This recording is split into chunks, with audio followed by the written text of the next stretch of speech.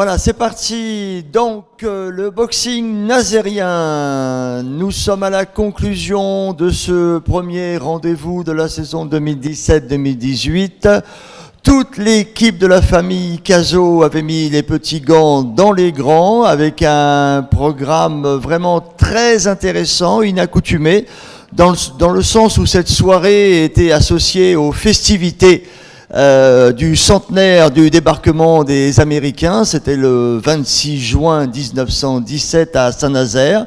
Donc nous avions ce soir 5 combats professionnels. Sonny Abid, le grand espoir des amateurs, était chargé d'effectuer le lever de rideau, une des autres grandes fiertés de Stéphane Cazaux. Sonny, qui, je vous le rappelle en passant, est le 4e nazérien à avoir brillamment conquis la ceinture Montana. C'était la saison dernière. Bien, donc soirée professionnelle. Nous avions 3 combats internationaux avec des Américains.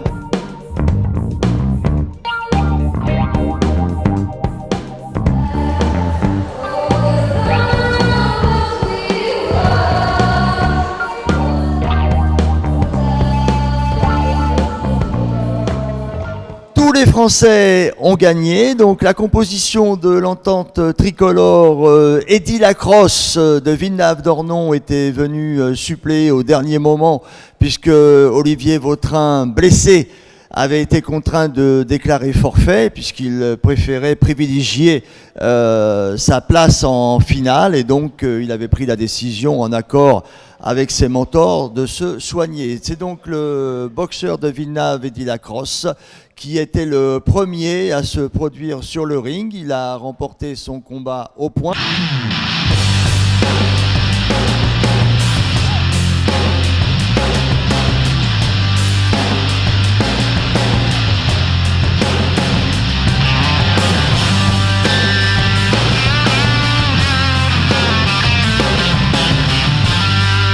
Alors Eddy, comment ça a été le combat ?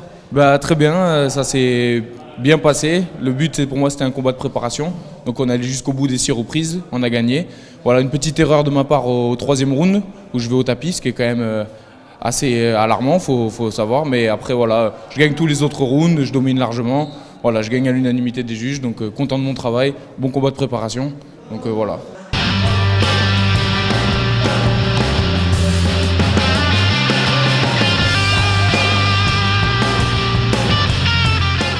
Steven Bloyer aussi a effectué une belle première sortie de saison.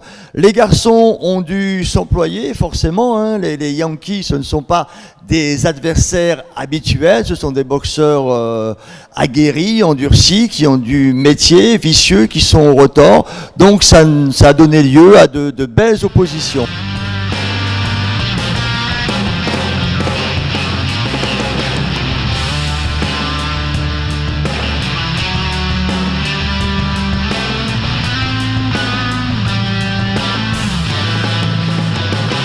C'était dur, Steven ? Premier round, un peu parce qu'il frappait fort. Et j'ai été sonné un peu sur un crochet. Après, j'ai reculé un peu, j'ai repris mes esprits. Et après, j'ai dit, si je lui avance pas dessus, je crois que il va boxer à distance. Il va envoyer des coups larges et je vais avoir du mal. Donc du coup, j'ai mis la pression. J'ai réussi à toucher un peu en bas, 4e ou 3e round, je sais plus c'est lequel, à gauche, à droite. Et après, dessus, en essayant de désaxer. Bon, on a été un peu trop collé par moment. Mais à la boxe, Steven est toujours là, mais on l'améliore.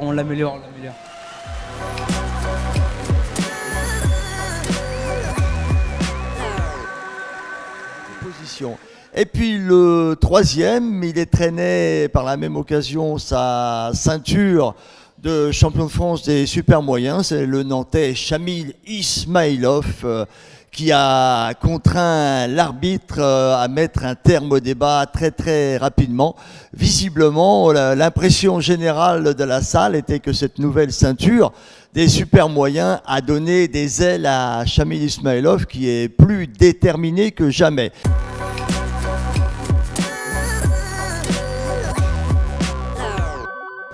Très beau combat avec punch, KO. Et c'est avec la manière et ta vraie spécialité, le punch, le cas. Aujourd'hui, tu es satisfait, content? Ouais, super content. Bah voilà, j'ai boxé il y a 3 mois de ça au championnat de France. J'ai pas réussi à mettre mon adversaire à KO.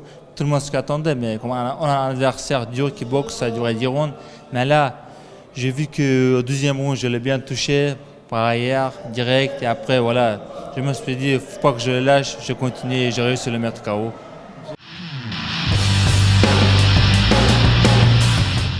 Et puis nous avions 2 championnats de France, les ceintures étaient vacantes, que ce soit pour le championnat des poids mi-lourds ou celui des super welter. Donc dans la catégorie des poids mi-lourds, le Nantais Pierre-Hubert Dibombe, qui avait longtemps espéré avoir la chance de rencontrer Louis Toutain, c'était un de ses rêves les plus fous, il a dû se contenter du brave Gaby Lecronier qui disputait ce soir son 3e championnat de France et qui a fait le métier comme à chaque fois. Les choses n'ont pas été simples pour Pierre-Hubert Dibombe, qui a dû s'employer et qui a même peiné à certains moments pour trouver des solutions. C'est vrai que l'ami Gabriel disputait pour la circonstance son 67e combat. Donc Pierre-Hubert Dibombe a comblé de bonheur Francis Perrault, Laurent Goury et tous les autres, tout le reste de cette sympathique et compétente équipe en ramenant une 2e ceinture de champion de France professionnel à la maison au Nantes Atlantic Boxing Club, et ce en moins de 6 mois.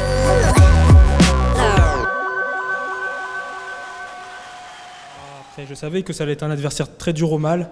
J'avais déjà vu boxer avec des bons boxeurs qui frappaient, Beterbiev, etc. Et je savais qu'à la tête déjà, ça n'allait pas être possible. Peut-être au corps, j'ai peut-être pas assez travaillé au corps. Et tout ça, ces crochets larges aussi qui étaient dangereux. Il rentrait des fois en uppercut, qui est un peu mon point faible en ce moment. Et... Justement, tu as un petit peu calculé ton combat par rapport aux autres combats? J'ai calculé, c'était mon premier 10 rounds. Donc j'ai calculé vraiment les premiers rounds, c'était bras avant, me déplacer. Après, vu que je savais qu'il était dur au mal, ça allait être très dur de finir avant les limites, peut-être le touchant encore. Et donc j'ai plus calculé que certains autres combats où je savais que je pouvais finir avant les limites. Là, ce combat-là, je savais que ça allait être compliqué pour finir.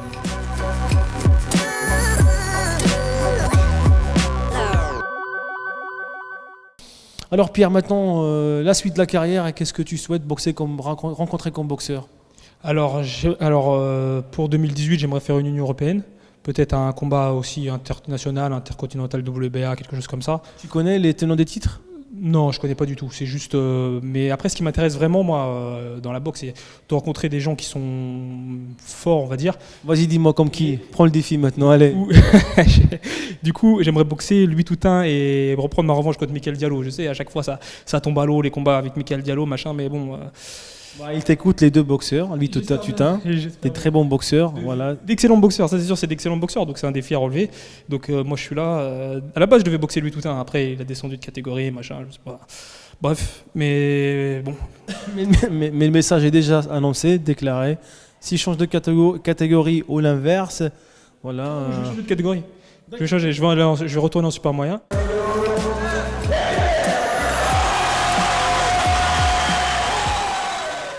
Le combat vedette, vous le voyez derrière moi, c'est chose faite. C'était ce fameux championnat de France des super welter où David Papeau était le premier concerné.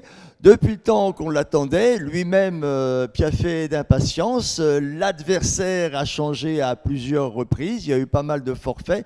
Il a été contraint de patienter et donc c'était le nordiste Barthélemy Lefebvre qui avait été désigné en dernier lieu co-challenger. Ça nous a donné aussi 10 reprises assez engagées. On n'a pas eu le David des grands soirs. Lui-même l'avouait sitôt que le gong salvateur avait résonné.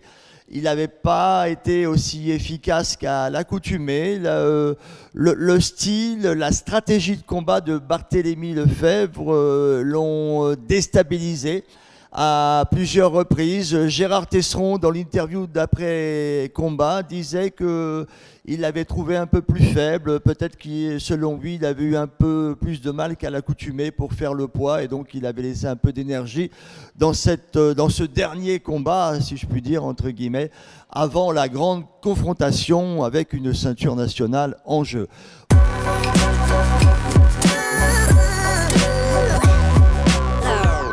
Depuis 2 ans maintenant, 2 ans et demi, que j'avais pas fait ce poids-là. Je boxais toujours en championnat, hors championnat, je veux dire, à 71-72 kilos et ma ceinture WBA en poids moyen. Ça faisait, ouais, franchement, ma dernière fois que j'ai boxé en super welter, c'était contre Sandy Messaoud. Et c'était en 2015, je crois, ou mi-2015. Donc voilà, ça remonte vraiment. Le corps était pas, on va dire, voilà, maintenant, je sais que ma catégorie, c'est super welter et j'ai rien à faire en moyen. Et voilà, on va continuer sur la lancée. J'espère défendre vite mon titre avant 2018 pour voilà, pas perdre de temps. Tu envisages éventuellement, si on te fait une proposition, une défense par dérogation avant la fin de l'année, avant le 31 décembre? Exactement, on a quelques idées en tête.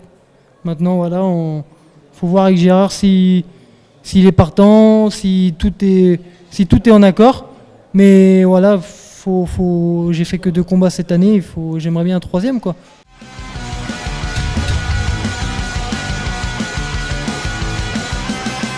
David Papeau, nouveau champion de France des super welter.